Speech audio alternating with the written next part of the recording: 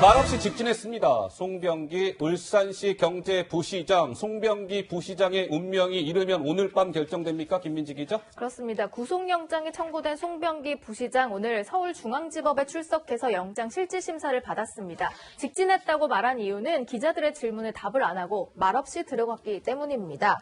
자, 심사는 한 3시간가량 진행됐고요. 오후 1시 20분쯤 끝났는데요. 말씀하신 대로 결과는 오늘 밤 늦게 이르면 나올 예정입니다. 자, 최근 2차례 깜짝 기자회견을 자청해서 본인의 좀 심경을 밝히면서 억울하다 이런 취지로 이야기한 적 있죠. 송병기 부시장 오늘은 말은 안 했지만 그간 기자회견에서 밝혔던 내용이 준비되어 있습니다. 보고 오시죠. 김기현 전 울산시장 측근 비리 사건을 제보했다는 일부 주장은 제 양심을 걸고 단연코 사실이 아님을 말씀드립니다.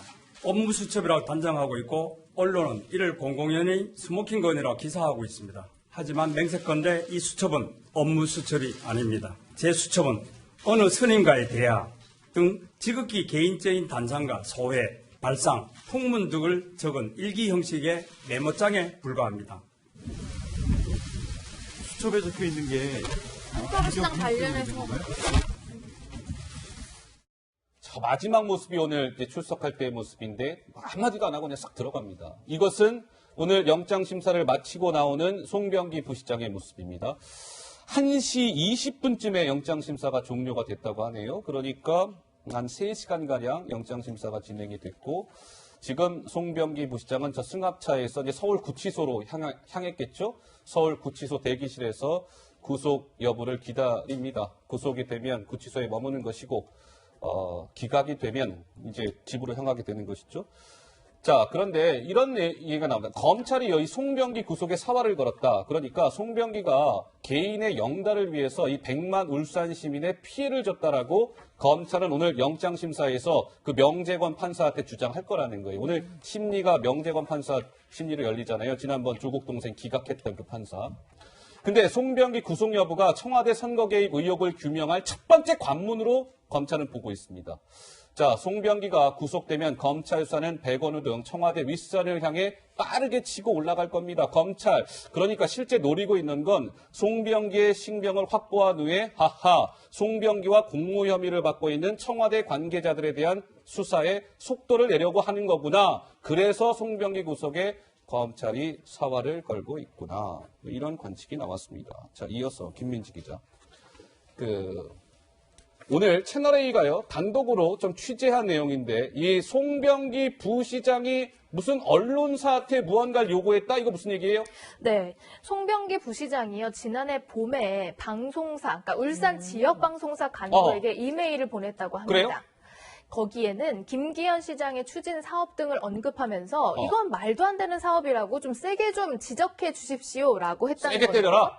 해당 방송사들은 실제로 이 메일을 받고 난 이후에 지난해 3월부터 5월까지 3차례에 걸쳐서 김기현 시장의 어떤 사업에 대한 관련 의혹 보도들을 쏟아냈다라는 내용입니다. 채널A가 이게 오늘 취재해서 이제 보도가 된 건데, 정말 언론사 간부한테까지 전화해갖고, 저 김기현 좀 때려주세요. 때려주세요 했고, 실제로 3차례, 보세요. 지난해 3월부터 5월까지면은 선거 임박한 시점 아니겠습니까, 김 교수님? 그렇죠. 그러니까 예. 지금 오늘 구속영장에 떨어질지는 지켜봐야 되겠습니다만 예. 일단 선거 개입의 일단 핵심 몸통 아니겠습니까? 그래서 일단 이 송병기 부시장을 구속을 해서 신병을 확보해야 아까 말씀하신 것처럼 그 윗선 당연히 송철호 시장부터 시작해서 청와대 관련된 관련자들의 이제 구체적인 엄정한 수사가 진행되는데 저는 저 방송국에다가 이메일을 보내가지고 당시 시장했던 김기현 시장을 좀 때려달라고 이야기를 했고 실제로 이게 진행됐다고 한다면 아마 시청자 여러분들 기억하실 겁니다.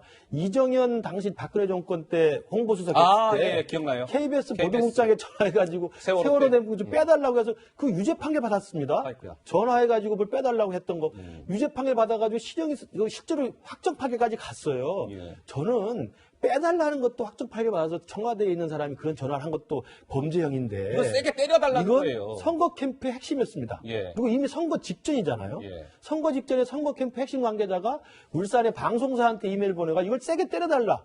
또 세게 때리고 그리고 이것만 했습니까? 잘 알려진 것처럼 일단 김기현 당시 시장을 범죄자로 몰아서 자기가 직접 제보를 해가지고 청와대에서 내려가가지고 울산경찰청이 압수수색까지 해서 실제로 수사를 했고요. 예. 또 하나는 청와대 관계자들 만나가지고 정책 좋은 거 받아가지고 그 김기현 시장의 정책은 비판하고 자기들 송치로 캠프의 정책은 마치 좋은 것처럼 설명해서 또 청와대 뒷배를 다 받았잖아요. 예. 이런 걸 보면 이 송병기 경제부시장을 중심으로 해서 당시 송초로 후보를 당선시키기 위해서 청와대와 당시 선거 캠프가 얼마나 긴밀하게 가장 각색으로 네거티브는 네거티브대로 포지티브는 포지티브대로 네네. 한 명은 깎아내리고 한 명은 키워주고 이런 식으로 해서 굉장히 주도면밀하게 선거에 개입했다는 개연성이 충분히 있다. 저는 그래서 오늘 밤에 예. 구속영장이 발부될지 여부가 이후의 수사, 특히 청와대와 직접 관련된 수사에 중요한 도화선이 될 것으로 보입니다. 자, 많은 사람들이 오늘 송병기 부시장에 대한 영장 발부 여부를 주목해서 바라보고 있을 겁니다. 누군가는 굉장히 긴장하고 있는 가운데 지켜볼 것이고 누군가는 글쎄 이번에는 명재관 판사의 선택은 어떠할까 뭐 이런 이제 관심 속에 지켜보는 분들도 있을 거고 어쨌든 이 송병기 부시장의 영장 발부 여부 오늘 밤이면 나올 것 같아요. 심사가 좀 일찍 끝난 거 보면 한번 지켜보도록 하고요.